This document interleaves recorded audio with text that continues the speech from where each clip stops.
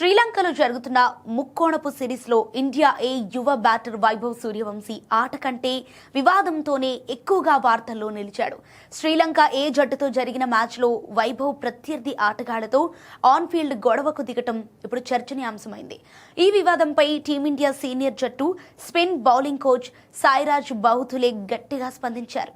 మైదానంలో ఇలాంటి ఘటనలు జరగటం దురదృష్టకరమని, వైభవ్ ఇంకా చిన్నపిల్లాడు కాబట్టి అతనికి విషయాలు అర్థమయ్యేలా చెప్పడానికి ఇండియా ఏ మేనేజ్మెంట్ ఉందని తెలిపారు.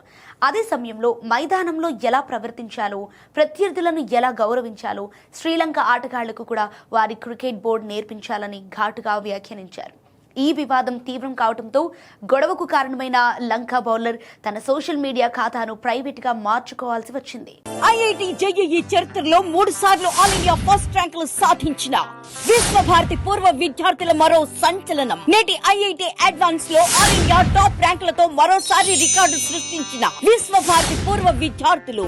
విశ్వభారతి గుడివాడ, కృష్ణా జిల్లా. అయితే ఇటీవలే ఐపీఎల్ 2026 సీజన్ లో రాజస్థాన్ రాయల్స్ తరపున అత్యధిక పరుగులతో సంచలనం సృష్టించిన 15 ఏళ్ల వైభవ్ సూర్యవంశీ ఆ ప్రదర్శనతోనే ఇండియా ఏ జట్టులో చోటు దక్కించుకున్నాడు. అయితే ప్రస్తుత లంక పర్యటనలో అతని బ్యాటింగ్ ఫామ్ అంతగా ఆకట్టుకోవడం లేదు. మొదటి మ్యాచ్లో 14 పరుగులు అండ్ మూడో మ్యాచ్లో 21 పరుగులకే పరిమితమైన వైభవ్ ఆఫ్ఘనిస్తాన్పై 44 పరుగులు చేసినప్పటికీ జట్టును గెలిపించలేకపోయాడు. యువ ఆటగాడైన వైభవ్ ఇలాంటి అనవసర వివాదాలకు దూరంగా ఉంటూ తన బ్యాటింగ్ ప్రదర్శనను మెరుగుపరుచుకోవటం పైన పూర్తి దృష్టి పెట్టాలని హెడ్ కోచ్ గౌతమ్ గంభీర్ నేతృత్వంలోని కోచింగ్ బృందం సూచించింది.